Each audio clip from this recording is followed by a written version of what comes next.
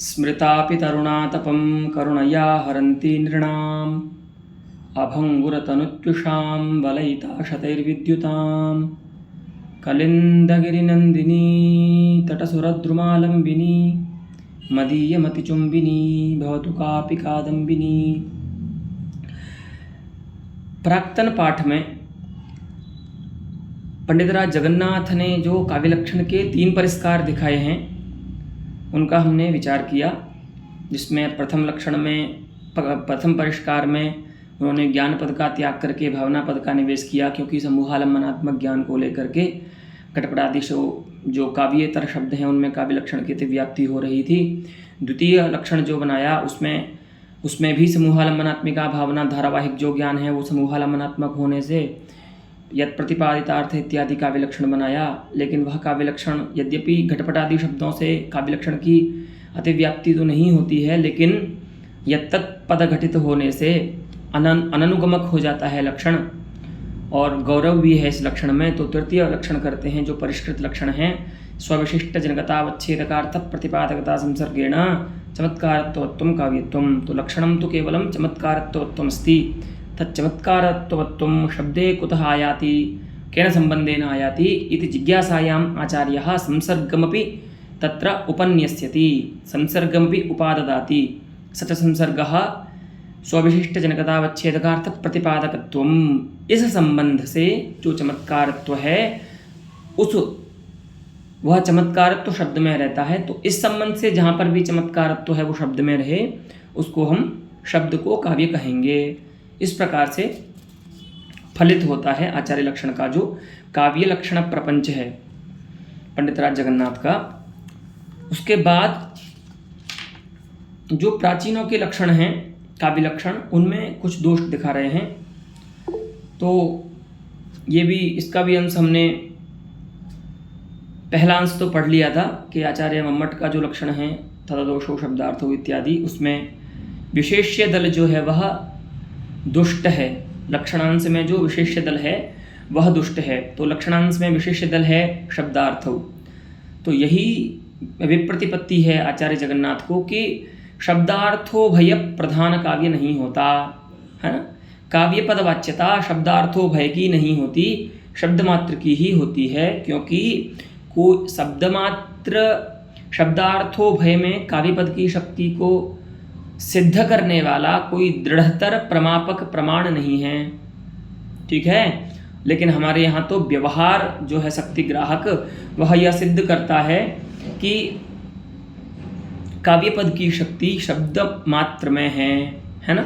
जो व्यवहार बताए थे, काव्यमुच्चैः पठ्यते, काव्यादर्थोऽवगम्यते, काव्यम श्रुतम अर्थो न ज्ञातः इत्यादि व्यवहारों से ये सिद्ध हुआ कि शब्द मात्र को ही काव्य माना जाए, शब्दार्थो भय को काव्य नहीं माना जा सकता। ये इस प्रकार से यहाँ पर हमने कल जाना था।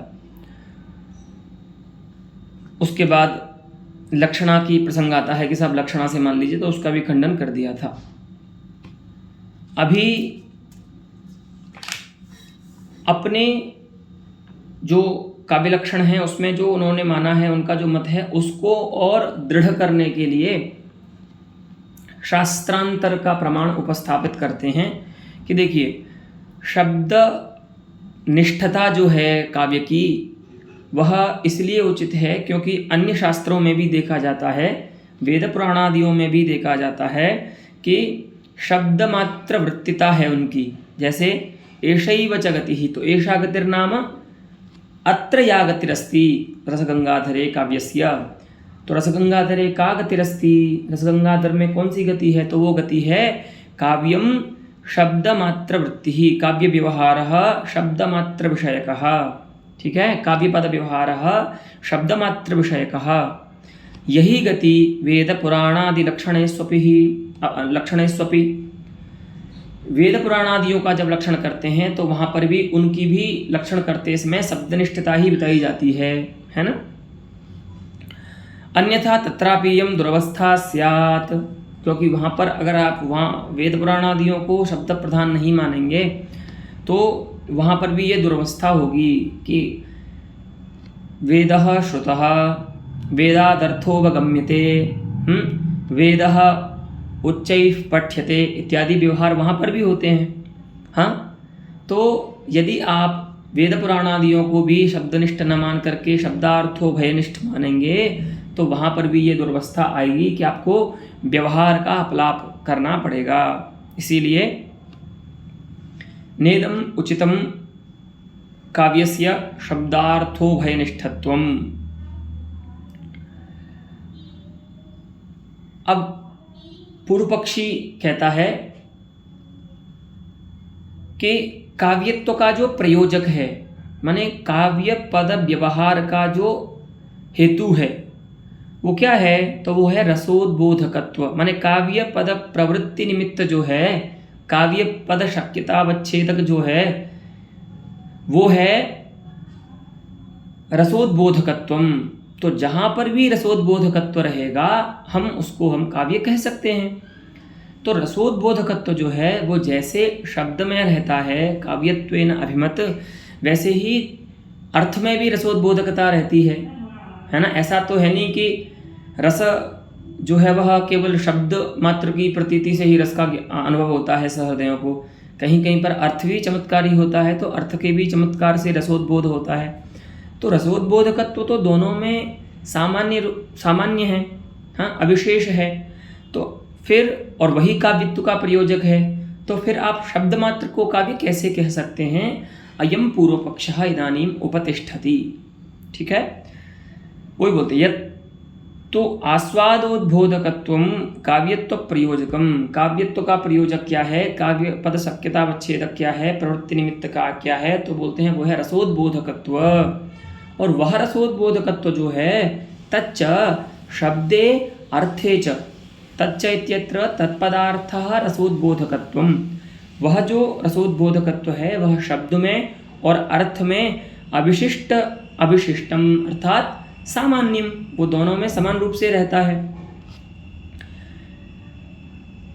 तन्न, ऐसा नहीं कहना चाहिए कि रसोद्बोधकत्व जो है वो काव्यत्व प्रयोजक है और वह शब्दार्थ में समान रूप से रहता है, इसीलिए शब्दार्थो भय को काव्य मानिए, ऐसा कहना उचित नहीं है। अगर आप रसोद्बोधकत्व को काव्यत्व का प्रयोजक मान करके काव्य पद का व्यवहार करेंगे तब तो राग में भी रस व्यंजकता रहती है, उसमें भी रसोद्बोधकत्व रहता है। राग होता है ना गान, उसमें भी रस व्यंजकता होती है, तो उसको भी काव्य मान लिया जाए। हैं, तो रागस्यापि रस व्यंजकतायाः ध्वनिकारादि सकलालंकार सम्मतत्वेन प्रकृते लक्षणीयत्वापत्ते। यदि क्योंकि ध्वनिकारादियों ने जो सकलालंकार हैं उन सभी अलंकारिकों ने राग की रस व्यंजकता मानी है, माने राग से रस का अनुभव होता है ना, इसमें किसी का विरोध नहीं है अलंकारिक आचार्य का। तो यदि आप रसोद्बोधकत्व को ही काव्यत्व का प्रयोजक मान रहे हैं तो राग के लिए भी काव्य का व्यवहार कीजिए, राग को भी काव्य मानिए। लेकिन राग को तो काव्य नहीं माना जाता है, वही बोल रहे हैं प्रकृते लक्षणीयत्वापत्ते है। राग भी लक्षणीय हो जाएगा, है ना, उसको भी काव्य मानना पड़ेगा। तब पूर्व पक्षी यदि कहे कि तत्र किमस्ति प्रयोजनम येन रागस्य काव्यत्वं न स्वीकुर्मः, राग की काव्यता क्यों ना मानी जाए, मान लीजिए राग की भी काव्यता। तो बोलते हैं कि देखिए अगर आप राग की काव्यता मानेंगे तो केवल राग की ही काव्यता पर समाप्ति नहीं होगी, उसको ही काव्य नहीं मानना पड़ेगा।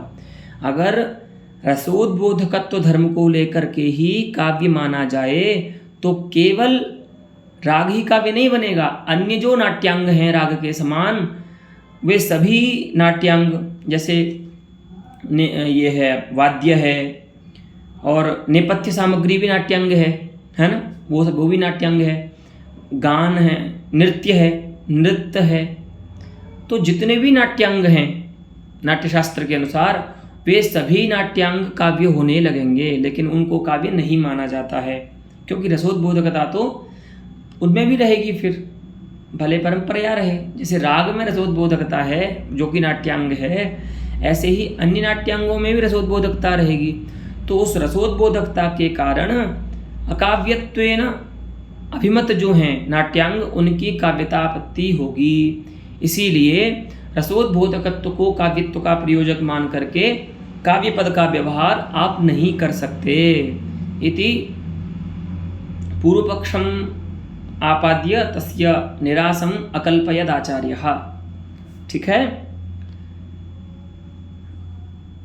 उससे क्या होगा? अब इस कथन से क्या हुआ? एतेन रसोद्बोध समर्थस्यैवात्र लक्ष्यत्वम् इत्यपि परास्तम। जिसको अनुभव करके, जिसका प्रत्यक्ष करके सहृदयों को रसोद्बोध होने लगे वही काव्य है, ऐसा भी नहीं कहा जा सकता। ये बात भी सर्वथा तिरस्करणीय है। ऐसा बिल्कुल नहीं मानना चाहिए कि जिसको प्रत्यक्ष करके या जिसका अनुभव करके पदार्थ का आपको रसोद्बोध होने लग जाए उसी को काव्य आप कहेंगे, ऐसा नहीं है। वही बोल रहे हैं, एतेन रसोद्बोध समर्थस्यैव, माने रसोद्बोध कराने में जो समर्थ है वही लक्ष्य होगा, ऐसा भी नहीं कहा जा सकता। वो भी बात इस हमारे युक्ति से खंडित हो जाती है। ठीक है, फिर से विकल्पांतरेण एनम पूर्वपक्षम खंडयति आचार्यः। एक तो ये युक्ति दी, पुनः दूसरी युक्ति दे रहे हैं। देखिए, अपि च खंडनीयः पक्षः स एव केवलं युक्ति ही अन्या अस्ति अत्र। खंडनीय पक्ष तो वही है कि शब्दार्थ को काव्य नहीं माना जा सकता, बस अब जो है आचार्य युक्ति अलग दे रहे हैं। अभी तक जो खंडन किया था वह अलग युक्ति से किया था, अब यहाँ पर युक्ति अलग है। देखिए, अपि च काव्य पद प्रवृत्ति निमित्तम शब्दार्थयोर व्यासक्तम प्रत्येक पर्याप्तम वा। काव्य पद प्रवृत्ति निमित्त जो है, तत्पद शक्यतावच्छेदक जो है, वह आप ये बताइए, यदि आप शब्दार्थो भयनिष्ठ मान रहे हैं काव्य पद को, उसके व्यवहार को, तो काव्य पद प्रवृत्ति निमित्त जो होता है वह शब्द और अर्थ में व्यासक्त है अथवा प्रत्येक पर्याप्त है। ठीक है, देखिए, व्यासक्त धर्म कौन होते हैं? द्वित्वादि जो धर्म है वो व्यासक्त हैं, है ना, वो समुदाय में रहते हैं, है ना, दो के समुदाय में रहेंगे, किसी उनमें से किसी एक को दो नहीं कहा जा सकता। दो माने दो बालक हैं, उनका समूह है, तो अब उनको ऐसे नहीं बोल सकते आप अयम द्वौ, ऐसे ही उनके लिए व्यवहार नहीं हो सकता। इमौ द्वौ, यही व्यवहार उनके लिए उचित है, क्योंकि उनमें से किसी एक में पर्याप्ति संबंध से द्वित्व नहीं है। ठीक है, दोनों को मिलाकर के द्वित्व रहता है, सरल भाषा में समझिए। तो ऐसे ही आप बताइए, शब्द और अर्थ में जो काव्यत्व है वह व्यासज्य वृत्ति है, अर्थात व्यासक्त है, द्वित्वादि के समान। जैसे द्वित्व है तो वो दोनों के समुदाय, दोनों में रहेगा, इसमें भी द्वित्व है और उसमें भी द्वित्व है, लेकिन दूसरे से निरपेक्ष होकर के नहीं रहेगा। माने उनमें से किसी एक को आप ऐसे नहीं बोल सकते कि ये दो है ना, उन दोनों को ही दो बोलना पड़ेगा। रहने को दोनों में रहेगा द्वित्व, लेकिन इसी को बोलते हैं व्यासज्य वृत्तिता, उस धर्म की, द्वित्व धर्म की। अथवा प्रत्येक पर्याप्त है, जैसे मनुष्यत्व है तो मनुष्यत्व सभी में प्रत्येक पर्याप्त है ना, प्रति एकस्मिन् पर्याप्ति संबंधेन तिष्ठति इति प्रत्येक पर्याप्तः धर्मः। एकत्वादि हैं तो उसमें तो व्यवहार हो सकता है, अयम एकः। तो आप ये बताइए, काव्यत्व जो है वह शब्द और अर्थ में व्यासज्य वृत्ति से रहेगा, व्यासज्य वृत्ति होकर रहेगा, अथवा प्रत्येक पर्याप्त होकर रहेगा। व्यासज्य वृत्ति और प्रत्येक पर्याप्ति दोनों आपको समझ में आने चाहिए। व्यासज्य वृत्ति धर्म माने द्वित्वादि और प्रत्येक पर्याप्त धर्म माने मनुष्यत्वादि। तो बताइए, अब पूर्व पक्षी से प्रश्न कर रहे हैं आचार्य कि यदि आप शब्दार्थो भयनिष्ठ मानते हैं काव्यत्व को तो कैसे रहेगा वो, क्योंकि दो में रहने के लिए यही दो स्थितियां हैं किसी भी धर्म के लिए, या तो वो प्रत्येक पर्याप्त होकर रहे अथवा वह व्यासज्य वृत्ति होकर के रहे। तो कहते हैं नाद्यः, व्यासज्य वृत्ति तो नहीं बोल सकते। क्यों? क्योंकि देखिए, मैंने आपको बताया ना, दो बालक हैं और उन दोनों में द्वित्व रहता है, तो क्या उनमें से किसी एक को अलग करके ऐसा व्यवहार हो सकता है क्या उसके लिए? अयम द्वौ, क्योंकि उसमें द्वित्व तो है तो उसके लिए व्यवहार हो जाए फिर तो अयम द्वौ, लेकिन ऐसा नहीं होता। वही बोल रहे हैं एको न द्वौ इति व्यवहारस्य इव श्लोकवाक्यम न काव्यम। जो श्लोक वाक्य है वह काव्य नहीं बन पाएगा अगर आप व्यासज्य वृत्ति मानेंगे काव्यत्व को। तो क्यों? क्योंकि देखिए व्यासज्य वृत्ति मानने का मतलब ये हुआ कि शब्द और अर्थ दोनों में जो काव्यत्व है वो मिल करके रहेगा। किसी एक को आप माने उस समुदाय के किसी एक अवयव को आप दो नहीं कह सकते। जैसे उसी प्रकार से शब्द या अर्थ में से किसी एक को आप काव्य नहीं कह सकते। लेकिन जिस अवस्था में अर्थ ज्ञात नहीं है उस अवस्था में भी उसको काव्य कहा जाता है ना, किसी भी श्लोक को। लेकिन अगर आप व्यासज्य वृत्ति मानेंगे काव्यत्व को शब्दार्थ में, तो केवल श्लोक को आप काव्य नहीं कह पाएंगे, है ना। श्लोक वाक्यम न काव्यम, है ना। जैसे दो बालकों के समुदाय में से एक को अलग करके उसको दो नहीं बोल सकते, उसी प्रकार से शब्द अर्थ समुदाय भूत जो काव्य है उसमें से शब्द मात्र जो श्लोक वाक्य है, शब्द रूप जो श्लोक वाक्य है, उसको केवल काव्य नहीं कहा जा सकता, जो कि उसके प्रति व्यवहार होता है काव्यम। श्लोक वाक्य के प्रति काव्य का व्यवहार होता है। तो अगर आप व्यासज्य वृत्ति मानते हैं काव्यत्व को, तो श्लोक वाक्य जो है उसकी काव्यता नहीं होगी। ये आपत्ति है पहले स्थिति में, माने अगर आप शब्दार्थ में काव्यत्व को व्यासज्य वृत्ति मानते हैं तो। दूसरा है प्रत्येक पर्याप्त। अब देखिए मनुष्यत्व है और एकत्वादि जो धर्म है वो प्रत्येक पर्याप्त है, तो माने वो स्वतंत्र रूप से रहते हैं प्रत्येक में। तो काव्यत्व जो है वह शब्द में भी है पर्याप्ति संबंध से और अर्थ में भी है, ठीक है। तो जब आप श्लोक सुनते हैं, कोई काव्य श्लोक वाक्य सुनते हैं, उससे आपको अर्थ ज्ञान होता है।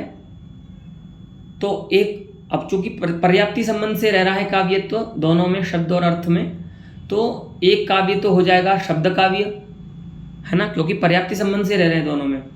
और दूसरा काव्य हो जाएगा अर्थ काव्य। तो एक ही काव्य में, है ना, या कुंदेन्दु तुषारहार धवला इत्यादि जो एक ही काव्य है उसमें काव्य द्वयापत्ति आएगी। एकम शब्द काव्यम अपरम अर्थ काव्यम। यदि आप पर्याप्ति संबंध से काव्यत्व को मानते हैं तो न तो आप व्यासज्य वृत्ति मान सकते हैं काव्यत्व को शब्दार्थ में, और न ही प्रत्येक पर्याप्त मान सकते हैं।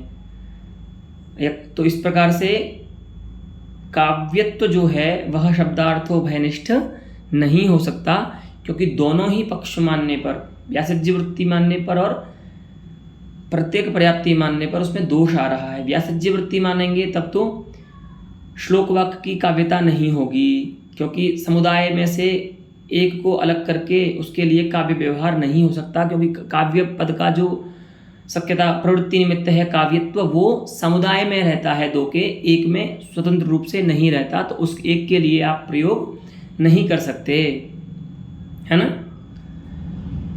और अगर आप पर्याप्ति संबंध से मानेंगे तब आपको एक ही काव्य में काव्य द्वयापत्ति होगी। तो न द्वितीय एकस्मिन् काव्ये काव्य द्वय व्यवहारापत्ते है। इसीलिए नहीं कथमपि काव्यत्वं शब्दार्थो भयनिष्ठम संभवति। किसी भी प्रकार से काव्यत्व जो है वो शब्दार्थो भयनिष्ठ नहीं माना जा सकता, वह शब्द मात्र में ही मानना उचित है। इस प्रकार से एक ही पक्ष का खंडन युक्त्यंतर से आचार्य जगन्नाथ ने यहाँ पर कर दिया, आचार्य मम्मट के लक्षण का। ठीक है। इदानीं केन अर्थेन परिवस्यते, सः अर्थः इदानीम् आचार्येण विषयीक्रियते। तस्मात् वेदशास्त्र पुराण लक्षणस्य इव। देखिए स्वतंत्र अगर बोलेंगे, युक्ति से भी बोलेंगे, तब भी उतनी प्रामाणिकता नहीं है शायद। इसलिए अन्य जो शास्त्रांतर हैं, और उसमें भी वेद जो सबसे मूल है सभी संस्कृत विद्या स्थानों का, उसको प्रमाण दे करके, उसको दृष्टांत बना करके बोल रहे हैं कि जैसे वेद पुराण आदि लक्षणों में लक्षणों की शब्दनिष्ठता कही गई है, उनको शब्द प्रधान प्रणयन किया गया है उनका, उसी प्रकार से काव्य लक्षणस्यापि शब्दनिष्ठता एव उचिता। जैसे वेद पुराणादि लक्षणों को शब्द प्रधान बनाया गया है तत्त आचार्यों के द्वारा, उसी प्रकार से काव्य लक्षण को भी शब्द प्रधान मानना चाहिए, शब्दनिष्ठ ही होना चाहिए, शब्दार्थोभयनिष्ठ नहीं होना चाहिए। ठीक है। इस प्रकार से आचार्य मम्मट का जो लक्षण है उसमें जो विशेष्य दल है शब्दार्थ, उसका खंडन कर दिया दो युक्तियों से। अभी जो विशेषण दल हैं, है ना, तो विशेषण क्या क्या हैं? शब्दार्थ में दोषाभाव है, गुण साहित्य है, और क्वचित अलंकार साहित्य है, ये विशेषण है। क्वचित अलंकाराभाव है, सर्वत्र अलंकार साहित्य है, ऐसा बोलना चाहिए। ये तीन विशेषण हैं शब्दार्थ के। तो आचार्य जगन्नाथ अब विशेषण का खंडन करना यहाँ से प्रारंभ कर रहे हैं। इससे पहले उन्होंने आचार्य मम्मट के लक्षण में जो विशेष्य पदार्थ था शब्दार्थ, उसका खंडन किया। अब विशेष का खंडन कर रहे हैं। देखिए, लक्षणे गुणालंकारादि निवेशोपि न युक्तः। ठीक है, क्योंकि उदितं मंडलम विधोः चंद्रमसः मंडलम उदितम, उनका जो मंडल है वो उदित हो गया है। इति काव्ये, ये काव्य है, देखिए, है ना। आचार्य जगन्नाथ क्या बोल रहे हैं? इस काव्य में कोई भी अलंकार या गुण स्पष्ट नहीं है। ठीक है, और ये काव्यत्वेन अभिमत भी है, क्योंकि काव्य व्यवहार प्रयोजक जो धर्म है वो है चमत्कारी व्यंग्यार्थ का होना। वही तो माना है आचार्य ने, रमणीयार्थ प्रतिपादका शब्दः काव्यम। तो उनका जो परिष्कृत लक्षण है चमत्कार विशिष्ट, चमत्कारत्व विशिष्ट जनकतावच्छेदकार्थ प्रतिपादकता संसर्गेण चमत्कारत्वत्वम। तो चमत्कारत्वत्वम कैसे आएगा? जब कोई व्यंग्यार्थ जो है वो चमत्कारी होगा। तो जहाँ पर भी कोई चमत्कारी व्यंग्य रहेगा वह काव्य है सभी आचार्यों के मत में। लेकिन आपने क्या कर दिया? लक्षण में ऐसे धर्मों का निवेश करा दिया जो सर्वथा संभव नहीं होते काव्य में। ठीक है, वही बोल रहे हैं, गुणालंकार आदि जो निवेश कराया है उससे क्या आपत्ति होगी? अव्याप्ति दोष आएगा लक्षण में, क्योंकि बहुत सारे ऐसे काव्य हैं जहाँ पर चमत्कारी व्यंग्यार्थ तो है, रमणीयार्थ तो है, शब्द में रमणीयार्थ प्रतिपादकता तो है, लेकिन गुण और अलंकार नहीं होते। तो जहाँ पर गुण अलंकार नहीं हैं ऐसे काव्यों में आचार्य मम्मट के अनुसार तो अव्याप्ति हो जाएगी ना। जहाँ पर लक्ष्यतावच्छेदक धर्म तो है काव्यत्व, लेकिन असाधारण धर्म जो आपने बनाया है वो तो नहीं रहेगा, वहाँ पर लक्षण तो नहीं रहेगा। तो जहाँ पर लक्ष्य में लक्षण का समन्वय नहीं होता है, लक्षण की गति नहीं होती है, वहाँ पर लक्षण में अव्याप्ति नामक दोष आता है। तो अब अव्याप्ति नामक दोष बता रहे हैं आचार्य मम्मट के द्वारा, जो लक्षण में गुणालंकार आदि पदों का प्रवेश किया गया है उसके कारण।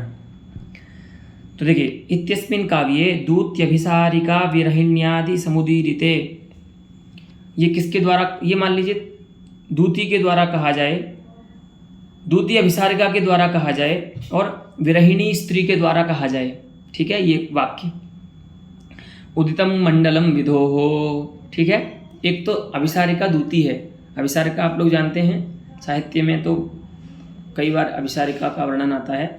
व्यभिचारिणी स्त्री जो होती है, जो रात्रि में उपपति के पास उसका साथ गमन करने के लिए जाती है, उसको अभिसारिका बोलते हैं, जो अभिसरण करती है। दो प्रकार की अभिसारिकाएँ होती हैं, कृष्णाभिसारिका, शुक्लाभिसारिका। शुक्लाभिसारिका वह होती है जो शुक्ल पक्ष में अभिसरण करने के लिए निकलती है रात में, और कृष्णाभिसारिका वह होती है जो कृष्ण पक्ष में तम में निकलती है। तो उदितम मंडलम विधोः, तो जो अभिसारिका ने बोला ये वाक्य, तब तो द्वितीय अभिसारिका ने बोला तब तो अर्थ होगा कि अच्छा अब तो चंद्र का मंडल उदित हो गया है, तो मेरे अभिसरण का समय आ गया है, मुझे अब अभिसरण के लिए उद्यत होना चाहिए। क्योंकि अब जो मार्ग में कंटकादि भय था, है ना, मार्गः कंटकाकीर्णः अस्ति, अतः कंटकादीनां यद् भयमासीत् यद्वशादहम् अभिसर्तुं न प्राभवं तद्भयम् इदानीं चंद्रस्य मंडलस्य उदयेन निर्गतम। अब वो भय नहीं है, तो मुझे अब अभिसरण के लिए जाना चाहिए। और अगर यही बात विरहिणी स्त्री बोलेगी, मान लीजिए मेघदूत की जो यक्षिणी है वह इस बात को बोलती है, उदितम मंडलम विदोहो, तो उसके प्रति क्या व्यंग्य आएगा कि अयम मम विरह कालः इदानीं वर्धिष्णुरस्ति, मन वर्धिष्णुः विरह कालः समागतः। क्योंकि जो विरही जन होते हैं, चंद्र उनको उनके विरह को और बढ़ाता है, उनकी पीड़ा को और उस पर अतिरेक करता है। तो दो जनों ने ये वाक्य बोला, एक तो विरहिणी स्त्री ने बोला जिसका पति देशांतर में गया है, ऐसी स्त्री ने बोला, और एक अभिसारिका ने बोला, व्यभिचारिणी स्त्री ने बोला। दोनों के बोलने पर क्या क्या अर्थ आएगा? अभिसरण विधि निषेध जीवनाभावादिपरे। एक के प्रति तो अभिसरण का विधि रूप व्यंग्य होगा, अभिसारिका के लिए तो अभिसरण करना चाहिए इस समय में, ऐसा व्यंग्य होगा। और दूसरी के लिए अभिसरण निषेध का, अभिसरण जो निषेध है वह व्यंग्य होगा। और द्वितीय के लिए जीवनाभाव व्यंग्य होगा, हाँ, विधि निषेध व्यंग्य होंगे। और जीवनाभाव व्यंग्य होगा विरहिणी के लिए, है ना। अयम इदानीं जीवनाभावः संपत्स्यते, मम जीवितम् इदानीं न भविष्यति, यतोहि चंद्रः उदयाचलं प्राप्नोति, है ना। इस प्रकार से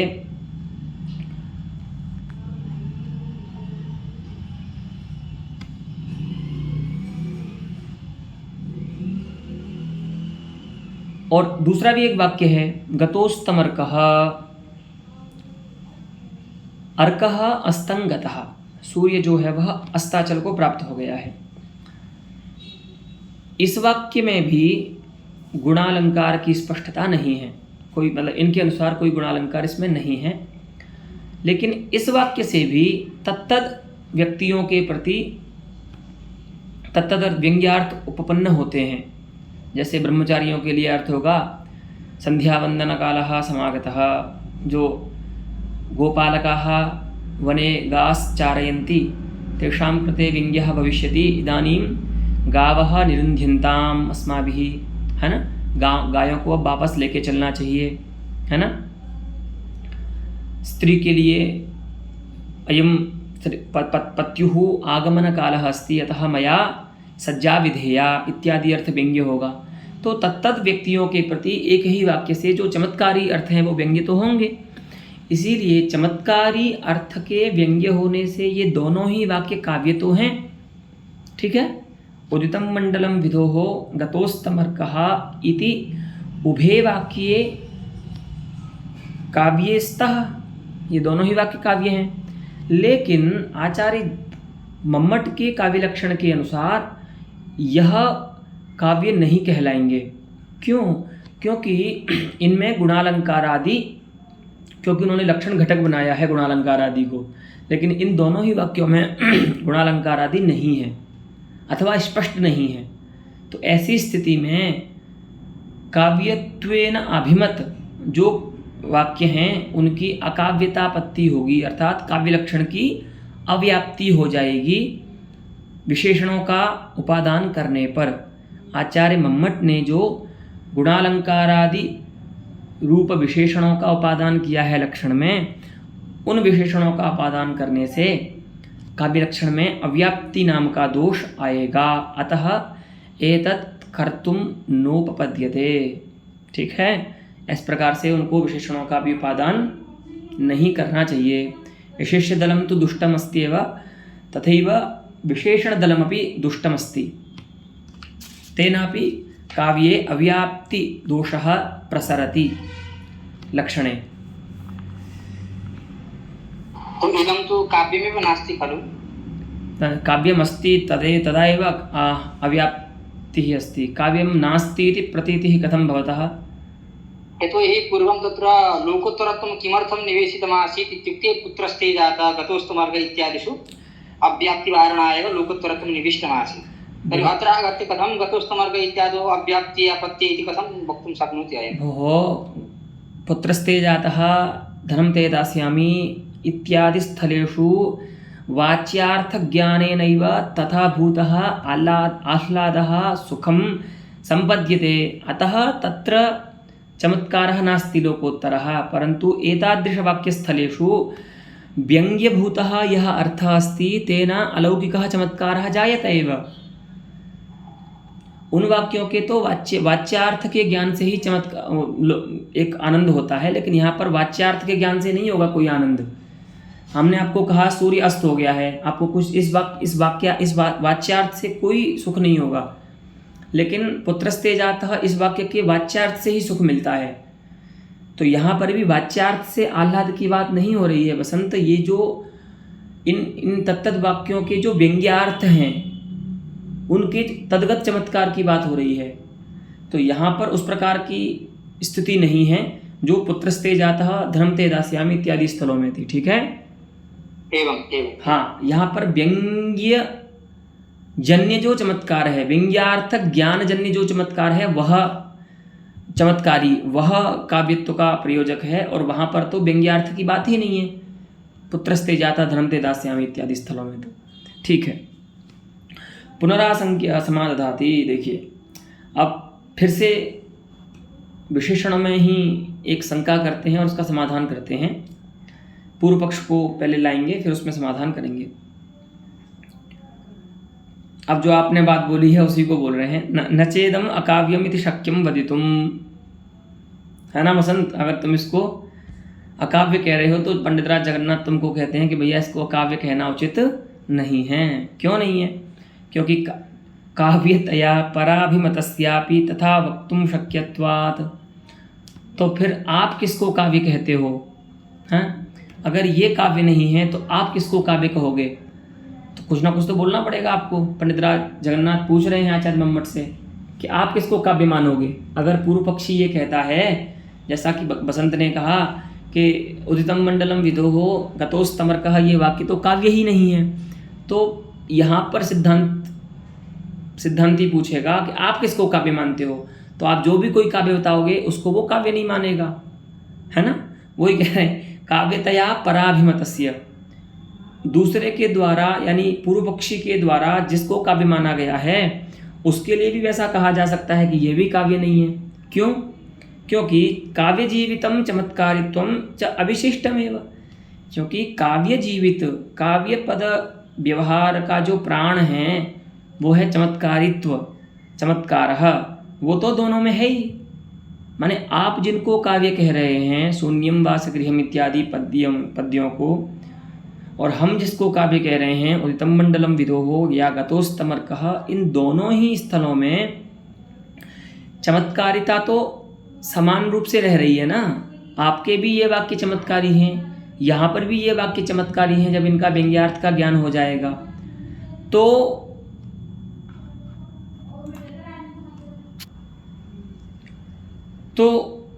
चमत्कारिता जो है वह दोनों ही स्थलों में, माने पूर्व पक्षी के द्वारा जिनको काव्य कहा जा रहा है और सिद्धांत पक्षी के द्वारा जिनको काव्य कहा जा रहा है, उन दोनों में ही चमत्कारिता तो समान रूप से रहती है।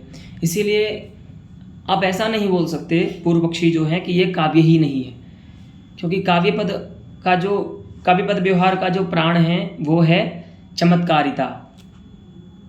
ठीक है, तो इसीलिए एतदपि वक्तुं न शक्यं यत् उदितं मंडलं विधोः गतोस्तमर्कः इत्यादि अकाव्यमस्ति, अतः तादृश अकाव्यमादाय अव्याप्तिदोषदर्शनं न युक्तं पंडितराजस्य इत्यपि वक्तुं न युक्तम्। और एक और दोष देते हैं सबसे अंतिम में, गुणत्व अलंकारत्वादेः अननुगमाच्च।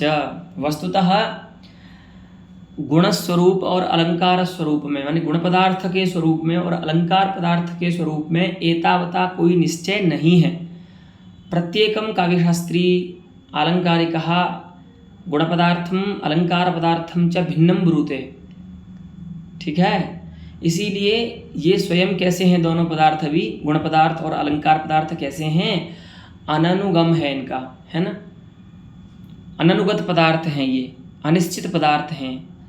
तो जो स्वयं अननुगत है वह लक्षण में आकर के किसी का अनुगम कैसे करा सकता है, और लक्षण को तो अनुगमक होना चाहिए। तो इसीलिए भी गुण और अलंकार का प्रयोग काव्य लक्षण में नहीं करना चाहिए। ये भी एक हेतु दिया, विशेषणों को प्रयोग नहीं करना चाहिए। और एक और विशेषण है वहाँ पर दोषाभाव, है ना, अदोषौ शब्दार्थौ काव्यम। तो अदोषौ नाम दोषाभावः, विशेषणं किमस्ति शब्दार्थयोः दोषाभावः, है ना, दोषराहित्यम। तो पंडितराज कह रहे हैं कि आपने जो बोला कि दोषाभाव विशिष्ट जो शब्दार्थ हैं वे काव्य हैं, तो ये बताइए लोक में एक व्यवहार होता है दुष्टम काव्यम, इस व्यवहार की उपपत्ति कैसे होगी, है ना, क्योंकि और ये व्यवहार तो प्रामाणिक है ना, और इस व्यवहार में कोई बाध भी नहीं है, मुख्यार्थ बाध भी नहीं है जिसमें आप उसको लाक्षणिक मान सको व्यवहार को, कि नहीं काव्य तो अदुष्ट ही होता है, लेकिन कहीं पर लक्षणा से उसका ऐसा प्रयोग भी कर लेते हैं दुष्टम काव्यम। तो इसमें कोई मुख्यार्थ का बाध भी नहीं हो रहा है, क्योंकि काव्यों में दोष देखे जाते हैं, है ना, तत्त दोष काव्य में देखे जाते हैं। आपने स्वयं निरूपण किया है काव्य दोषों का, ठीक है।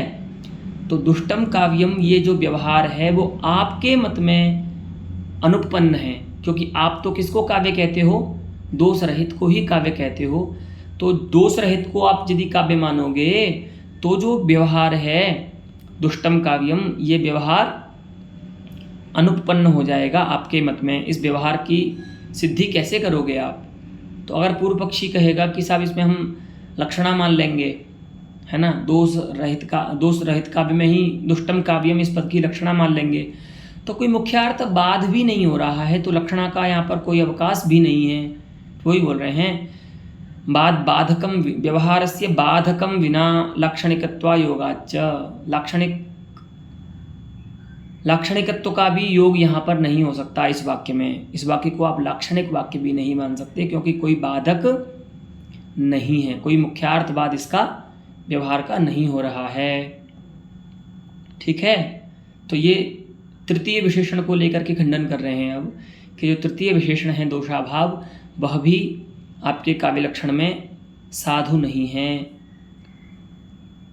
अब पूर्व पक्षी कहेगा कि देखिए कुछ ऐसे धर्म होते हैं जो अव्याप्य वृत्ति होते हैं पदार्थ में, ठीक है। जैसे न्याय शास्त्र में संयोग नाम का एक गुण होता है,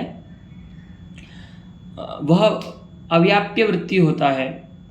हाँ, माने जहाँ पर संयोग रह रहा है जिस पदार्थ में, उसी पदार्थ में उस संयोग का अभाव भी रह सकता है, ठीक है। न्याय शास्त्र का थोड़ा संस्कार रहेगा तो आप ये बात समझ सकते हैं अच्छे से। देखिए जैसे यह पुस्तक है, अब इसका हम यहाँ से तो स्पर्श कर रहे हैं, तो हस्त पुस्तक संयोग इधर से तो हो रहा है, लेकिन अच्छा आपका तो कैमरा बंद है अभी, आपको भी दिखाना। ये जो पुस्तक है इसका हम यहाँ से तो स्पर्श कर रहे हैं, लेकिन इसका जो ऊर्ध्व भाग है इसमें तो संयोग नहीं है। हस्त पुस्तक जो संयोग है, दोनों द्रव्य हैं, हस्त भी द्रव्य है, पुस्तक भी द्रव्य है, तो द्रव्यों में संयोग होता है। तो मूलावच्छेदेन हस्त पुस्तक संयोग अस्ति, है ना, लेकिन ऊर्ध्ववच्छेदेन संयोग का अभाव है पुस्तक में, हस्त पुस्तक संयोग का अभाव है, ठीक है। संयोग गुण है तो द्रव्य में समवाय संबंध से रहेगा, तो ऐसे बोल सकते हैं मूलावच्छेदेन पुस्तकम हस्त पुस्तक संयोगी न ऊर्ध्वावच्छेदेन, ऊर्ध्व भाग से जो पुस्तक है वह हस्तपुस्तक के संयोग वाली नहीं है, अधः भाग से, मूल भाग से जो है वह हस्तपुस्तक संयोग वाली है। अर्थात एक ही पुस्तक द्रव्य में, एक ही पदार्थ में संयोग भी रह गया और संयोग का अभाव भी रह गया, है ना। ये वृक्ष का उदाहरण देते हैं पंडित राज कि वृक्षः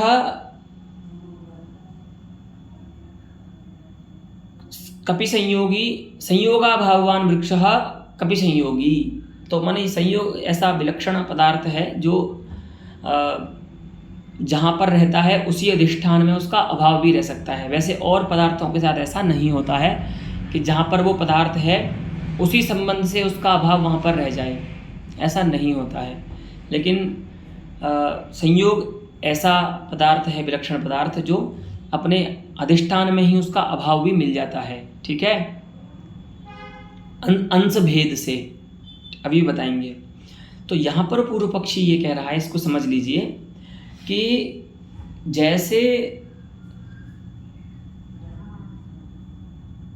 कपि संयोग वृक्ष में रह कर के भी कपि संयोगाभाव वृक्ष में रह जाता है। कैसे?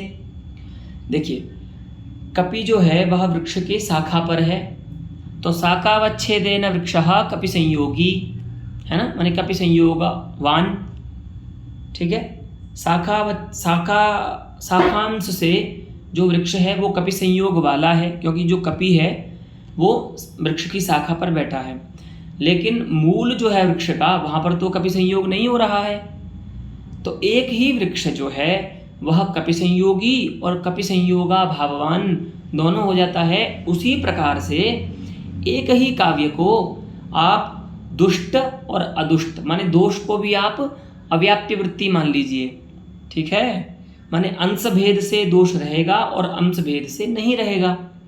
जैसे संयोग है वह शाखावच्छेदेन रहा वृक्ष में और मूलावच्छेदेन नहीं रहा, ऐसे ही एक ही काव्य में अंशावच्छेदेन जो दोष है वो रहेगा और दूसरे अंश में नहीं रहेगा। तो उसी संयोग के समान इसको भी अव्याप्य वृत्ति मान करके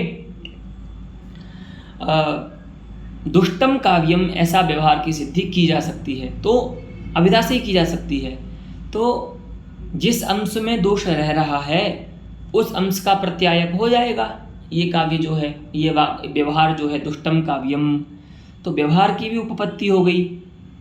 बस क्या करना है आपको, दोष को अव्याप्य वृत्ति मानना है संयोग के समान, ऐसा पूर्व पक्षी कह रहे हैं। उसका खंडन यहाँ से अब कर रहे हैं। न च संयोगाभाववान वृक्षः संयोगी इति वत् अंशभेदेन दोषरहितं दुष्टम इति व्यवहारे बाधकम नास्ति। अंश भेद से दोषरहितम अर्थात काव्यम और दुष्टम, ये दोनों व्यवहार हो सकते हैं। जैसे एक ही वृक्ष में संयोगाभाववान और संयोगी ये दो व्यवहार हो रहे हैं, ऐसे ही एक ही काव्य में दोषरहितम और दुष्टम ये व्यवहार हो सकते हैं। ऐसे व्यवहार में कोई बाधक नहीं है। तो कहते हैं इति नवाच्यम, ऐसा भी नहीं कहना चाहिए, ये पंडितराज कहते हैं। क्यों?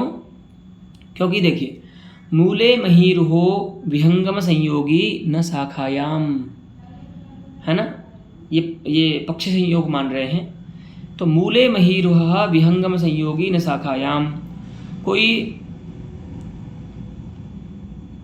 पक्षी है जो मूल में है, उसके कोई विहंगम है जो मूल में है, वृक्ष के मूल में बैठा है, शाखा पर नहीं बैठा है। तो क्या प्रतीति होती है, क्या व्यवहार होता है? अयम वृक्षः अयम महीरुह मूले विहंगम संयोगी, अर्थात मूलावच्छेदेन पक्ष संयोगी। इस यह वृक्ष जो है वह अपने मूल से तो पक्षी के संयोग वाला है, अर्थात इसमें पक्षी का संयोग रह रहा है। न शाखायाम, शाखा में नहीं रह रहा है। जैसे ये प्रतीति है, इति प्रतीते इव इदम पद्यम पूर्वार्धम काव्यम उत्तरार्धे तो न काव्यम, ऐसी प्रतीति होनी चाहिए ना फिर तो। भाई संयोग स्थल में अव्याप्य वृत्ति जो धर्म है संयोग, उसके स्थल में तो प्रतीति का स्वरूप बता रहे हैं कि अयम वृक्षः मूले पक्ष संयोगी न शाखायाम। ऐसे ही अगर आप दोष को भी अव्याप्य वृत्ति मानेंगे तो वहाँ भी क्या व्यवहार होना चाहिए कि इदम पद्यम, जहाँ पर दोष रह रहा है, इदम पद्यम, मान लीजिए पूर्वार्ध में दोष नहीं है, उत्तरार्ध में दोष है उस पद्य के, ठीक है, तो कैसी प्रतीति होनी चाहिए, इदम पद्यम पूर्वार्धे काव्यम, यह जो पद्य है वो पूर्वार्ध में काव्य है। जैसे वहाँ पर प्रतीति हो रही थी ना, अयम वृक्षः मूले पक्ष संयोगी, ऐसे प्रतीति होनी चाहिए। इदम पद्यम एतदंशेन काव्यम, अर्थात पूर्वार्धेन काव्यम न उत्तरार्धेन, उत्तरार्ध से ये पद्य काव्य नहीं है, ऐसी प्रतीति होनी चाहिए अगर आप दोष को अव्याप्य वृत्ति संयोग के समान मानते हैं तो। आचार्य जगन्नाथ तो प्रतीति को लेकर के चलते हैं, क्योंकि प्रतीति का अपलाप नहीं कर सकते आप। तो लेकिन ऐसी प्रतीति किसी भी सहृदय को नहीं होती है। आप लोग काव्य पढ़ते हैं, साहित्य सब पढ़ते ही होंगे, रघुवंश है, अभिज्ञान शाकुंतलम है, तो कहीं पर यदि कोई दोष आ भी जाएगा, काव्य दोष, तो क्या कभी आपको वहाँ पर ऐसी प्रतीति हुई क्या, जैसे एक वृक्ष को देख करके होती है कि अयम वृक्षः मूले न पक्ष संयोगी न शाखायाम, मूले पक्ष संयोगी न शाखायाम, ऐसी प्रतीति के समान क्या कभी आपको किसी काव्य पढ़ते समय ये प्रतीति हुई क्या कि इदम काव्यम एतदंशेन अकाव्यम एतदंशेन काव्यम, ऐसी कभी आपको प्रतीति होती है क्या? तो ऐसी प्रतीति किसी भी सहृदय को नहीं होती है। वही बोल रहे हैं कि इदम पद्यम पूर्वार्धम काव्यम उत्तरार्धे तु, पूर्वार्धे काव्यम उत्तरार्धे तु न काव्यम इति स्वरसवाहिनः विश्वजनीन व्यवहारस्य।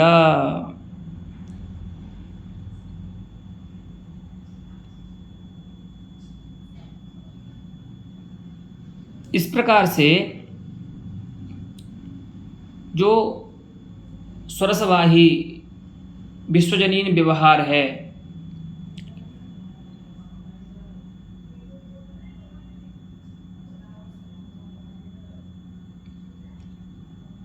वो किसी का भी नहीं होता है। इस प्रकार का जो व्यवहार है वो व्यवहार किसी भी लोक में किसी भी सहृदय को नहीं होता है कि इदम पद्यम पूर्वार्धे अकाव्यम पूर्वार्धे काव्यम उत्तरार्धे अकाव्यम, अर्थात यस्मिन् अंशे दोषः अस्ति तदंशेन तत्पद्यम अकाव्यम, यश्चांशः दोषरहितः अस्ति तदंशेन काव्यम। ऐसी प्रतीति, ऐसा ज्ञान किसी भी सहृदय को लोक में नहीं होता है। इसीलिए आप दोष को अव्याप्य वृत्ति तो नहीं मान सकते, क्योंकि संयोग की जो अव्याप्य वृत्तिता है वह प्रतीत्याधारित है। वहाँ पर भी केवल नैयायिक शब्द से नहीं बोल देते हैं कि संयोग अव्याप्य वृत्ति है, क्योंकि संयोग स्थल में वैसी प्रतीति हो रही है ना। वृक्ष को देख करके जब वृक्ष का प्रत्यक्ष करते हैं तो ऐसी प्रतीति होती है कि अयम वृक्षः कपि संयोगा भाववांश्च, ऐसी प्रतीति होती है। तो उस प्रतीति के आधार पर संयोग को अव्याप्य वृत्ति माना जाता है, लेकिन ऐसी प्रतीति दोष के विषय में नहीं होती है। तो दोष को अव्याप्य वृत्ति मान करके आप ऐसा समाधान नहीं कर सकते कि एक ही काव्य को दुष्ट भी कह दिया जाए और काव्य भी कह दिया जाए, है ना, दुष्टम काव्यम, ठीक है। तो इस प्रकार से नहीं बोलना चाहिए कि दोष जो है वह अव्याप्य वृत्ति धर्म है। और फिर से एक और युक्ति देते हैं विशेषणों के ही खंडन में, शौर्यादि वदात्मधर्माणाम गुणानाम हारादिवत उपस्कारकाणाम अलंकाराणाम च शरीर घटकत्वानुपपत्तेश्च।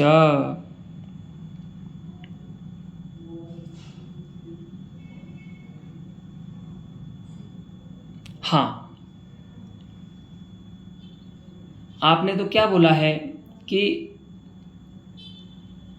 सगुणौ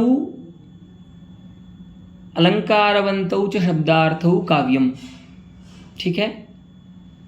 लेकिन ऐसा बोलने पर अनुपपत्ति क्या है? शौर्यादिवत आत्मधर्माणां गुणानां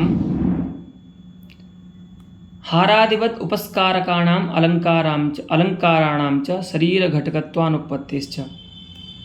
देखिए, अगर आप शब्दार्थ को काव्य का शरीर मानते हैं और उसके विशेषण देते हैं अलंकार और गुण, तो उनको शरीर का घटक माने अवयव होना चाहिए, तभी वो उसके विशेषण बन सकते हैं।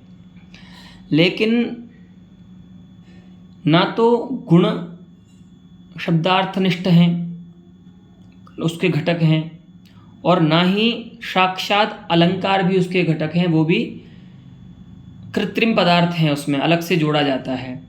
हारादिवत उपस्कारकाणाम अलंकाराणाम च शरीर घटकत्व अनुपत्तिश्च। दोनों ही जो विशेषण हैं गुण और अलंकार, वे शब्दार्थ के घटक नहीं हैं, शरीर के घटक नहीं होते, है ना। गुण जो कि साक्षात संबंध से रस में रहते हैं, जो आत्मा काव्यात्मा रूप है रस, तो जैसे शौर्यादि गुण जो हैं वह मनुष्यों में आत्मा में रहते हैं, उसी प्रकार से यहाँ पर जो माधुर्योज प्रसाद आदि गुण हैं वे भी रसरूप आत्मा के धर्म हैं। और हारादिवत उपस्कारकाणाम, हारादि जो बाह्य अलंकार हैं, लोक में जो अलंकार हैं, उनके समान जो उपस्कारक हैं आत्मा के, वे भी शरीर के घटक नहीं होते, उनको भी अलग से उनका संयोग किया जाता है।